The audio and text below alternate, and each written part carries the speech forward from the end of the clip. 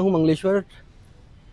जनजाति कार्य विभाग के जबलपुर में जो पदस्थ डिप्टी कमिश्नर और जो वर्तमान में ये शासकीय पूर्व प्रशिक्षण केंद्र जो है यहाँ का, यहाँ के अपर संचालक जगदीश सरवटे को आखिर जेल की हवा खानी पड़ रही है। इनको शुक्रवार को जेल भेज दिया गया है। जैसा कि बताया जाता है कि इन पे आय से अधिक संपत्ति का मामला था और ये ईओडब्ल्यू इसकी जांच कर रहा था। 22 जुलाई 2025 को जगदीश सरवटे के जबलपुर स्थित आवासीय शासकीय आवास और भोपाल का जो इनका निवास है, आवास का ठिकाना जहाँ पे ये रहते थे वहाँ पर, और जो सागर के आवासीय ठिकानों पर छापेमारी की गई थी और छापेमारी में तकरीबन 12 करोड़ की संपत्ति का खुलासा हुआ था।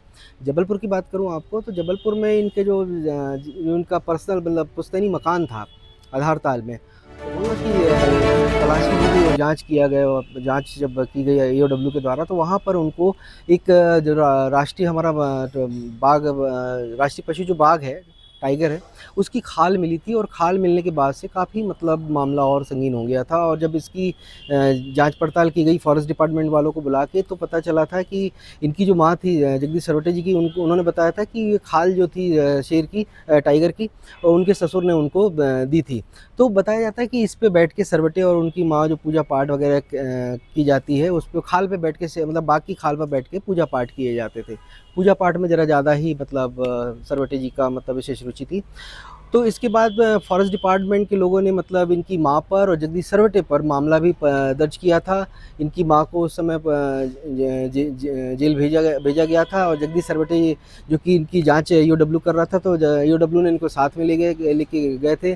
तो इनके घर से मतलब शराब की बोतलें भी, काफ़ी महंगी शराब की बोतलें भी बरामद हुई थी।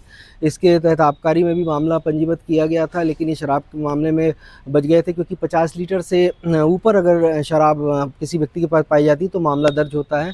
तो बताया जाता है, ऐसा बताया जा रहा है कि 50 लीटर से ज़्यादा नहीं थी, इसलिए वो बच गए थे। लेकिन ये जो शेर की टाइगर की जो खाल मिली थी, इसमें ये बच नहीं पाए थे और इन पे मामला चल रहा था। बताया जाता है कि ये फरारी थे। तो फॉरेस्ट डिपार्टमेंट के लोग भी इन पे मतलब काफ़ी मतलब तलाश कर रहे थे इनकी। लेकिन मामला ऐसा होता है कि 15 अगस्त को जगदीश सरवटे जी जो है, ये जो ये देख रहे हैं आप, शासकीय परीक्षा पूर्ण प्रशिक्षण केंद्र जो है, यहाँ पे 15 अगस्त के दिन ये राष्ट्रीय ध्वज हमारा तिरंगा फहरा रहे थे। और इसके जो फोटोग्राफ्स थे वो सोशल मीडिया पे सार्वजनिक हो गए।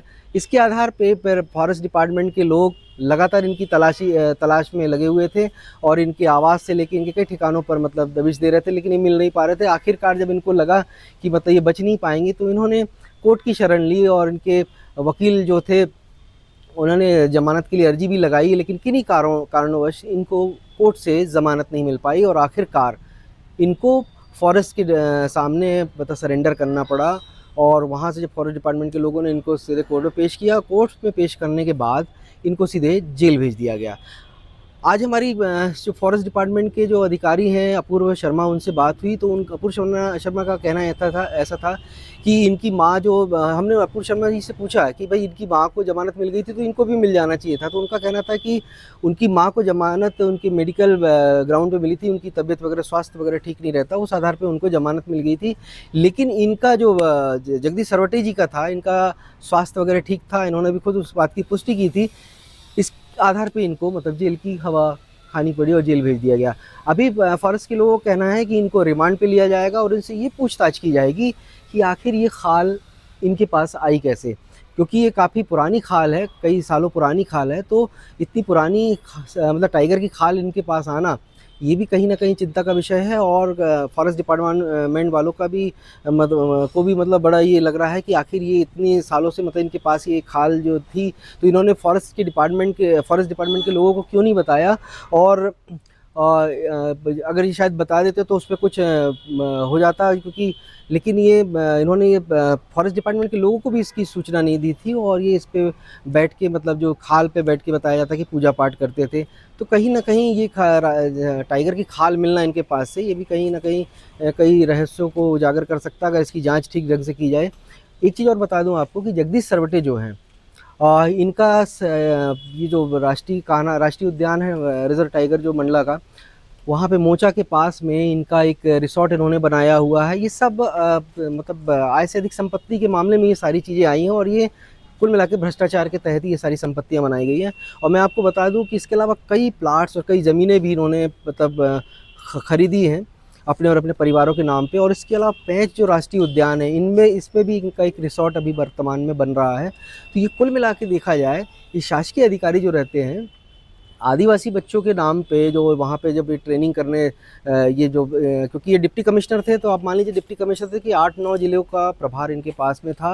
और ट्राइबल डिपार्टमेंट ऐसा है कि इसमें बहुत फ़ंड आता है और ये फ़ंड का कहीं ना कहीं दुरुपयोग हो रहा था।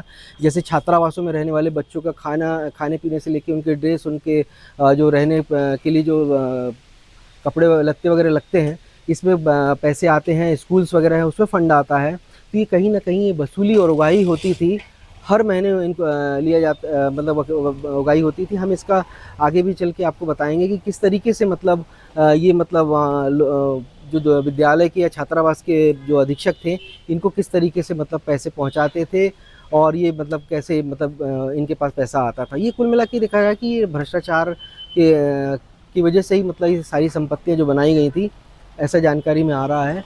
और अभी ये जांच का विषय है और जांच होने के बाद ही ये सारा खुलासा हो पाएगा।